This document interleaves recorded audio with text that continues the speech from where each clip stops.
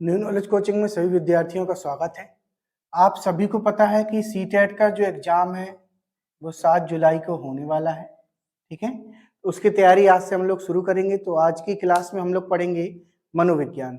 ठीक है, और हिंदी की क्लास हमारी कंटिन्यू इसी चैनल पे चल रही है। मनोविज्ञान और हिंदी की दोनों क्लासेस हम इस पे बराबर प्रोवाइड कराएंगे आपको। तो लगातार इसकी क्लासें आपको मिलेंगी। तो शुरू करते हैं हम लोग मनोविज्ञान, है ना। तो मनोविज्ञान में हमें पढ़ना क्या क्या है। मनोविज्ञान, ठीक है, इसके साथ एक शब्द यहाँ पर जुड़ा हुआ है, शिक्षा। ठीक है, तो कुछ शब्द हैं जिनका अर्थ हमें जान लेना चाहिए। मनोविज्ञान पढ़ने से पहले, पेडागोगी पढ़ने से पहले, साइकोलॉजी जो है हम पढ़ेंगे सीटेट के लिए, और उसको पढ़ने से पहले कुछ शब्दों के बारे में जान लेना जरूरी है। एक शब्द यहाँ पर हमें देखने को मिलता है शिक्षा, एक शब्द यहाँ पर देखने को मिला हुआ है हमें मनोविज्ञान। ठीक है, और एक शब्द यहाँ पर हमें मिलेगा देखने को बाल विकास। ठीक है, तीन चीज यहाँ पर देखने को मिलेगी। तो मनोविज्ञान एक बहुत बड़ा चैप्टर है जिसमें कई सारी शाखाएं होती हैं। इसमें बाल मनोविज्ञान होता है, महिला मनोविज्ञान होता है, वृद्धों का मनोविज्ञान होता है, पशुओं का मनोविज्ञान होता है। ठीक है, तो ये सारी शाखाएं उसमें होती हैं। लेकिन मनोविज्ञान की हमें सिर्फ एक शाखा पढ़ना है, और वो पढ़ना है क्या? बाल विकास, यानी कि बालकों का मनोविज्ञान पढ़ना है। ठीक है, छोटे बच्चों का क्योंकि जो सीटेट का एग्जाम देगा वो टीचर बनने जा रहा है, और सीटेट के एग्जाम से हम किन बच्चों के जो है कि टीचर बनेंगे? छोटे बच्चों के बनेंगे। तो उन्हीं छोटे बच्चों के, जिन बच्चों के हम टीचर बनने जा रहे हैं, उन्हीं के मन के बारे में हमें जानना है कि वो बच्चे क्या सोचते हैं, कैसे रहते हैं, उनके मन में कौन सी विचारधाराएं होती हैं। तो उसी को बोलते हैं बच्चों का मनोविज्ञान। ठीक है, वृद्ध मनोविज्ञान होता है वृद्ध के मन के बारे में जानना, महिला मनोविज्ञान होता है महिलाओं के मन के बारे में जानना। ठीक है, तो अब यहाँ पर देखते हैं ये तीन शब्द हैं। इन तीन शब्दों को थोड़ा सा हम एक बार समझ लेते हैं। सबसे पहला जो शिक्षा है, तो शिक्षा को देखेंगे। शिक्षा जो शब्द है वो संस्कृत के शिक्ष धातु से बना हुआ है, और इसमें आ प्रत्यय लगता है। संस्कृत के शिक्ष धातु से बना हुआ है, और संस्कृत के शिक्ष धातु से इसमें आ प्रत्यय लगेगा तो क्या बन जाएगा? ये शिक्षा बन जाएगा। और शिक्षा का अर्थ होता है सिखाना। शिक्षा का क्या अर्थ होता है? सिखाना। और हमें पढ़ना क्या है? शिक्षा एवं मनोविज्ञान। शिक्षा एवं मनोविज्ञान के अंतर्गत हम पढ़ेंगे बाल विकास। ठीक है, और एक इसमें शिक्षा के बारे में भी थोड़ी सी नॉलेज रहेगी आपकी। तो शिक्षा जो शब्द है वो शिक्षा में आ, शिक्षा संस्कृत के शिक्षा में आ लगने से बनेगा। इसका अर्थ होता है सिखाना। फिर जो है मनोविज्ञान। मनोविज्ञान का अर्थ होता है मन का विज्ञान। सीधा सीधा मनोविज्ञान का क्या अर्थ है? मन का विज्ञान। तो इसमें हम देखेंगे जो मनोविज्ञान है इसका जो ये क्या नाम है? मन का विज्ञान। इसका अर्थ मन का विज्ञान। ठीक है, यानी कि मनुष्य की मन स्थितियों के बारे में जानना, खुद के माइंड के में क्या विचार चलते हैं उसका एनालिसिस करना, बालकों के मन में, जो हमारे स्टूडेंट हैं उनके मन मस्तिष्क में क्या विचारधारा चलती रहती है उनका एनालिसिस करना। ठीक है, तो उसके बारे में जानना क्या कहलाएगा? मनोविज्ञान। और ये जो मनोविज्ञान है ये शुरू से बता दें कि स्वतंत्र विषय नहीं रहा है। ये हमारा शुरू में दर्शन शास्त्र का हिस्सा था। क्या था? दर्शन शास्त्र का हिस्सा है। तो जो मनोविज्ञान है वो दर्शन शास्त्र का हिस्सा है। इसलिए जब आप मनोविज्ञान की क्लासेस पढ़ोगे तो आपको इसमें दर्शन शास्त्र के अंश देखने को मिलेंगे, क्योंकि दर्शन शास्त्र से ही निकला है मनोविज्ञान, है ना। तो जिसको थोड़ी बहुत दर्शन शास्त्र का ज्ञान है तो उसको मनोविज्ञान पढ़ने में मजा भी आएगा, और मनोविज्ञान बहुत ही इंटरेस्टिंग सब्जेक्ट है। तो देखिए, मनोविज्ञान अभी तो हम यहाँ पर पढ़ रहे हैं सीटेट के लिए, लेकिन मनोविज्ञान एक आम इंसान को भी पढ़ना चाहिए, है ना। मनोविज्ञान क्या करना चाहिए? एक आम इंसान को भी पढ़ना चाहिए जो सीटेट की तैयारी नहीं कर रहे हैं या किसी भी एग्जाम की तैयारी नहीं कर रहे हैं। तो हम तो सबके लिए कहेंगे, जितने भी लोग हैं इस संसार में, सबको मनोविज्ञान जरूर एक बार विषय पढ़ना चाहिए, क्योंकि एक ऐसा विषय है कि आपके जीवन को ये सरल बना देता है। आपके मन मस्तिष्क में देखो, ढेर सारा पैसा आपके पास है ना, तो क्या लगता है कि आप बहुत सफल हो गए? बहुत सारे पैसे वालों को हमने परेशान देखा है। तो सफल होने के लिए तीन चीज जरूरी होती है, तन, मन और धन। ठीक है, तो धन आपने कमा लिया, शरीर भी बना लिया, लेकिन मन कहाँ से बनेगा आपका? मनोविज्ञान से बनेगा। आपने सुना होगा कि सफल इंसान के पास सफलता के लिए 3 चीज जरूरी है, तन मन धन। ठीक है, तो तन हो गया आपके पास, धन भी हो गया, लेकिन मन कहाँ से बनेगा? तो मजबूत मन जो इंसान को मिलेगा वो कहाँ से मिलेगा? मनोविज्ञान से मिलेगा। मनोविज्ञान एक ऐसा चैप्टर है, इंसान के मन को क्या करता है? बलिष्ठ बनाता है, इंसान के दिमाग को ताकत देता है। ठीक है, मनोविज्ञान अगर कोई व्यक्ति पढ़ लेता है, भले वो सीटेट की तैयारी नहीं कर रहा है, तो उसका मस्तिष्क क्या हो जाएगा? मजबूत हो जाएगा, एक पावरफुल मस्तिष्क हो जाएगा। ठीक है, तो ये मनोविज्ञान जो है कि एक प्रकार से दर्शन का हिस्सा रहा है। फिर हम करते हैं बाल विकास। बाल विकास यानी कि बालक का विकास। बालक का विकास, तो बालक के विकास यानी कि बालक किसको कहते हैं? बालक उसको किसको कहते हैं? जिसने 18 वर्ष की आयु तक, ठीक है, 18 वर्ष तक के जो मनुष्य है उनको क्या कहेंगे? हम बालक कह सकते हैं। यानी कि जो बच्चा पैदा होता है उसको 18 वर्ष तक हम बालक कह सकते हैं। और उसी बालक के बारे में हमें यहाँ पढ़ना है। हम टीचर बनने जा रहे हैं तो हमें ये देखना है कि उनका विकास कैसे करना है। विकास हम तभी कर पाएंगे जब उनकी मानसिक कंडीशन, उनकी पारिवारिक कंडीशन, उनकी वैयक्तिक विभिन्नता को हम यहाँ पर समझ पाएंगे। ठीक है, तो जो भी लोग सीटेट का पेपर देने जा रहे हैं तो वो चैनल को सब्सक्राइब कर लें और लगातार आज से जो की क्लासेस चलेंगी तो सारी क्लासों को जरूर देखें, रफ कॉपी लेकर के बैठें, नोट करते जाएं। जो भी समस्या हो तो उसको कमेंट बॉक्स में हम बताएं तो हम उसको जो है कि आपका सॉल्यूशन करेंगे। तो जो भी बच्चे सीटेट का पेपर देने जा रहे हैं तो पूरे सीटेट में देखो एक प्रश्न हमेशा कई साल से आता रहा है और हमेशा आता रहेगा। तो जो एक बहुत ही महत्वपूर्ण प्रश्न है उन पर भी हम चर्चा करेंगे। तो जो सबसे इंपॉर्टेंट प्रश्न है, तो सीटेट में आपको सबसे ज्यादा ध्यान देने की जरूरत क्या है? वैयक्तिक विभिन्नता। वैयक्तिक विभिन्नता, तो जो सीटेट है वो सबसे ज्यादा किस पे फोकस करता है? वैयक्तिक विभिन्नता पे फोकस करता है। वैयक्तिक विभिन्नता का मतलब होता है कि इस संसार में जितने भी लोग हैं सब में अलग अलग क्षमताएं होती हैं, सबकी पारिवारिक स्थिति अलग अलग होती है, सबकी जो है कि मानसिक स्थिति अलग अलग होती है, सबकी शारीरिक स्थिति अलग होती है, सबकी आर्थिक स्थिति अलग अलग होती है। इसलिए सीटेट का ये मानना है, या फिर सीटेट तो मान लीजिए एग्जाम है, हम कहते हैं मनोविज्ञान। ठीक है, मनोविज्ञान में एक चैप्टर वैयक्तिक विभिन्नता।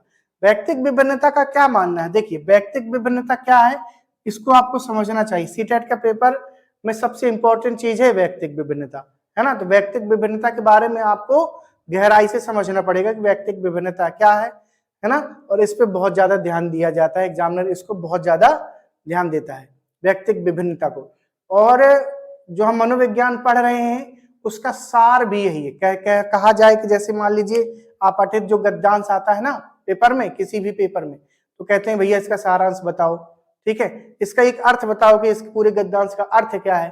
तो जितने भी बच्चे सीटेट का पेपर देने जा रहे हैं और उनको मनोविज्ञान पढ़ना है, तो मनोविज्ञान का जो अर्थ है, जो सार है, वो क्या है? वैयक्तिक विभिन्नता है। ठीक है, जो मनोविज्ञान हम पढ़ने जा रहे हैं, क्यों पढ़ने जा रहे हैं? बालकों के विकास के लिए। उनका विकास हम तभी कर पाएंगे जब वैयक्तिक विभिन्नता को समझेंगे। तो एक टीचर के लिए वैयक्तिक विभिन्नता बहुत ज्यादा जरूरी है। तो वैयक्तिक विभिन्नता का देखिए एक सीधा सीधा मतलब हम ये कह सकते हैं, वैयक्तिक विभिन्नता क्या है? वैयक्तिक विभिन्नता को एक तरीके से ये कहा जाए कि वैयक्तिक विभिन्नता टीचर को क्या कहती है? तो वैयक्तिक विभिन्नता टीचर को कहती है कि हम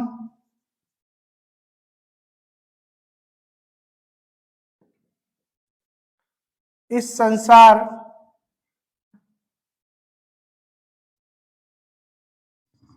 के सभी मनुष्यों को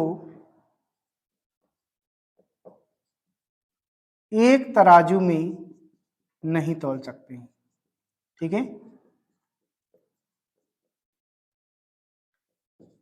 सही व्यक्ति को एक तराजू में नहीं तौल सकते। ठीक, वैयक्तिक विभिन्नता क्या मतलब है? इस संसार में, हम इस संसार में सभी मनुष्यों को एक तराजू में नहीं तौल सकते, क्योंकि हर व्यक्ति क्या होता है?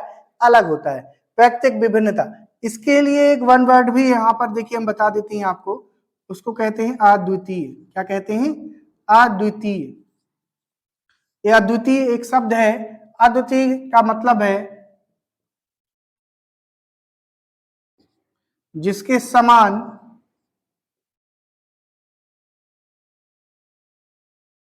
कोई दूसरा ना हो, जिसके समान कोई दूसरा ना हो। और वैयक्तिक विभिन्नता के लिए एक और भी बहुत बेहतरीन शब्द यहाँ पर बता देते हैं, उसका अर्थ है अनुपम। इसका अर्थ क्या है? अनुपम। अनुपम का एक अर्थ यहाँ पर देखिए हम बता दें आपको, अनुपम का अर्थ है जिसकी उपमा किसी से ना की जा सके, जिसकी उपमा किसी से ना की जा सके। ठीक है, तो यहां पर देखिए वैयक्तिक विभिन्नता का काफी हद तक मतलब आपको समझ में आ गया होगा। वैयक्तिक विभिन्नता कहती है कि आप किसी भी टॉपिक को लेकर के या किसी भी बात को लेकर के या संसार में कोई भी चीज है, कोई भी बात है, उस सभी में हम सबको एक तराजू में नहीं तोल सकते हैं, क्योंकि सबके अंदर क्या होती है? वैयक्तिक विभिन्नता होती है। और हर व्यक्ति, इस संसार का हर व्यक्ति क्या है? अपने आप में अद्वितीय। कैसा है? अद्वितीय है, यानी कि उसके समान कोई दूसरा नहीं है। हर व्यक्ति अपने आप में अनुपम है, यानी कि उसकी उपमा किसी से नहीं की जा सकती है। ठीक है, तो वैयक्तिक विभिन्नता, वैयक्तिक विभिन्नता के बारे में और थोड़ा अच्छे से बता देते हैं। जैसे मान लीजिए क्लास में 100 बच्चे बैठे हुए, क्लास में 100 बच्चे बैठे हुए हैं, तो एक भी बच्चा दूसरे के जैसा नहीं हो सकता है। एक भी बच्चा क्या होगा? दूसरे के जैसा नहीं हो सकता है। 100 बैठे हैं तो 100 के 100 बच्चे अपने आप में एक अलग प्रतिभा रखते हैं, है ना, अलग बुद्धि रखते हैं। तो अभी आगे हम जब ऐसा मनोविज्ञान की क्लास पढ़ेंगे तो हम पढ़ेंगे कि आगे चल के हम बताएंगे, गार्डनर मनोवैज्ञानिक है, तो जो गार्डनर है उन्होंने बताया है कि बुद्धि क्या है? जन्मजात होती है। ठीक है, तो उसको आगे चल के पढ़ेंगे। तो उससे थोड़ा सा इसका संबंध था, इसलिए उस गार्डनर का नाम हमने बीच में लिया है। तो गार्डनर क्या है? गार्डनर, ठीक है, तो बुद्धि बताते हैं कि सबके अलग अलग। तो वैयक्तिक विभिन्नता हम देखेंगे, यानी कि 100 बच्चे क्लास में बैठे हैं तो सबकी बुद्धि अलग अलग होगी, सबकी पारिवारिक स्थिति अलग अलग होगी, सबकी आर्थिक स्थिति अलग अलग होगी, सबकी मानसिक स्थिति अलग अलग होगी। इसलिए हमें क्या करना है? सबको एक तराजू में नहीं तोलना है। ठीक है, हर बच्चा अपने आप में अलग है। तो अभी आप लोगों ने देखा होगा कि देखिए जितनी भी दुनिया में मोटिवेशनल जो लीडर होते हैं ना, कि मतलब ढेर सारे लोग आते हैं कि मोटिवेशन देते हैं, लोगों को अच्छी अच्छी बात बताते हैं, है ना। वो अच्छी बातें ऐसी बताते हैं कि एक निराश व्यक्ति क्या होता है, थोड़ा सा ऊर्जा उसके अंदर आ जाती है और वो अपने काम में लग जाता है और आगे बढ़ता है। तो जो मोटिवेशनल बातें जो होती हैं, वो सारी, इस दुनिया की सारी मोटिवेशनल बातें कहाँ से निकलती हैं? वो निकलती है मनोविज्ञान से और दर्शन शास्त्र से। ठीक है, ये जो हमारा दर्शन शास्त्र है, ये दुनिया की सभी मोटिवेशनल बातों का क्या है? जनक है। दुनिया की सारी मोटिवेशनल बातें कहाँ से पैदा होती हैं? दर्शन शास्त्र से पैदा होती हैं, मनोविज्ञान से पैदा होती हैं। ठीक है, तो ये उसकी क्या है? नींव है, बेसिक कड़ी है। ठीक है, तो वो अब ये बेसिक जो कड़ी है वो हमें क्या बताती है? वैयक्तिक विभिन्नता के बारे में बताती है।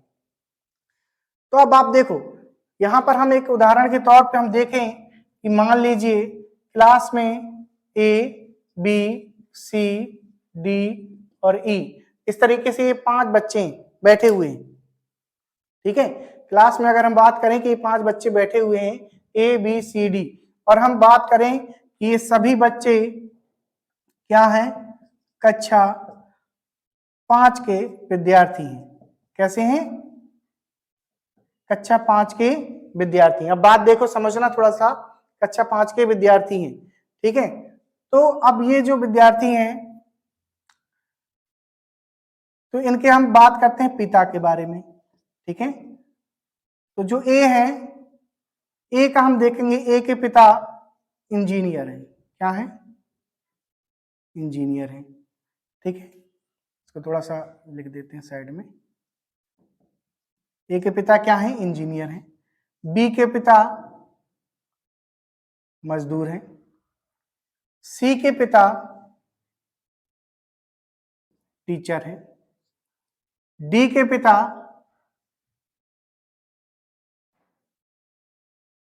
मंत्री हैं। ठीक है, और ई के पिता जो हैं, इनको हम देखिए बता देते हैं, ये एक अपराधी है। ठीक है, क्या है ये? अपराधी। तो यहां पर हमने 5 बालकों के बारे में देखा है, ए, बी, सी, डी, ई। तो ये हमारे दिए हुए हैं।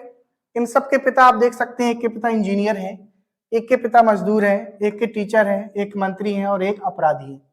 ठीक है, तो अगर हमने, अब यहाँ पर हम पढ़ा रहे हैं, देखिए क्लास में ये सारे बच्चे बैठे हुए हैं और यहाँ पर हमने कोई अध्याय पढ़ाया, कोई पाठ इनको पढ़ाया।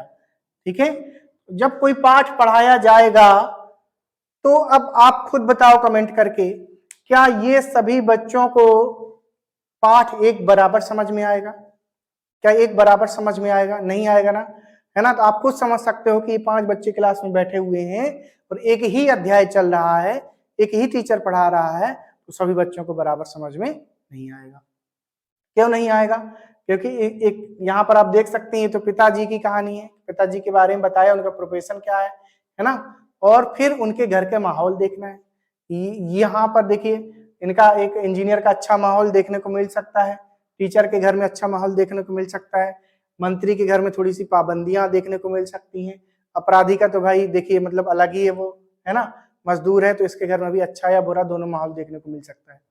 ठीक, लेकिन अपराधी घर में तो अच्छा माहौल देखने को मिलेगा ही नहीं। तो सभी बच्चों को एक जैसी चीजें समझ में नहीं आती हैं, तो जो जन्मजात बुद्धि होती है उस पर भी बाहरी वातावरण का भी प्रभाव पड़ता है ना। तो जब हम मनोविज्ञान पढ़ेंगे तो मनोविज्ञान, ठीक है, तो मनोविज्ञान में एक जो सबसे इंपॉर्टेंट टॉपिक हमने आपको बताया व्यक्तिक विभिन्नता, और इसमें एक और होगा वातावरण। क्या होगा? वातावरण। ठीक, तो हमने देखा यहाँ पर कि जो बच्चे थे वो एक ही क्लास के थे, एक ही टीचर पढ़ा रहा था, एक ही विद्यालय था, है ना, लेकिन उसके बावजूद यहाँ पर सब बच्चों को अलग अलग समझ में आएगा, सभी बच्चों के अलग अलग नंबर आएंगे। तो ये सीटेट का क्या है, सबसे इंपॉर्टेंट टॉपिक है, आपका ध्यान देना, व्यक्तिक विभिन्नता और वातावरण। ठीक है, तो इसको हमें बहुत डीप पढ़ना है। तो ये तो हमारी सीटेट की देखिए मनोविज्ञान को लेकर के पहली क्लास थी, तो ये केवल ओवरव्यू हम आपको बता रहे हैं। क्या बता रहे हैं? केवल ओवरव्यू बता रहे हैं। तो आपको बस इन छोटी छोटी चीजों को माइंड सेट करना है ना। इसको हम क्या करेंगे, इससे जितने प्रश्न बनते हैं उन प्रश्नों को भी सॉल्व कराएंगे, और वातावरण को लेकर के जितने प्रश्न बनते हैं, व्यवहारवाद को लेकर के जितने प्रश्न आपके बनेंगे, उन सभी प्रश्नों को हम यहाँ पर कंप्लीट कराएंगे आपके। तो जो और अभी तक एक चीज और आपको बता दें कि जिन बच्चों ने अभी तक चैनल को सब्सक्राइब नहीं तो सब्सक्राइब कर लें, और वीडियो पसंद आई तो लाइक कर दें, और ज्यादा से ज्यादा लोगों तक शेयर करें, ताकि हम आपको इसी तरीके से सीटेट की क्लास कंटिन्यू चलती रहे हमारी, है ना। आप लाइक करोगे, वीडियो को शेयर करोगे तो हमें भी मोटिवेशन मिलेगा। तो हम यहाँ पर क्या करेंगे, आपको और अच्छा कंटेंट प्रोवाइड कराएंगे, और क्वेश्चन आंसर भी यहाँ पर सॉल्व कराएंगे, ताकि आपका सीटेट के लिए अभी जो 3 महीने अच्छी तैयारी आपकी हो जाए। ठीक है, तो मिलते हैं अगली क्लास में।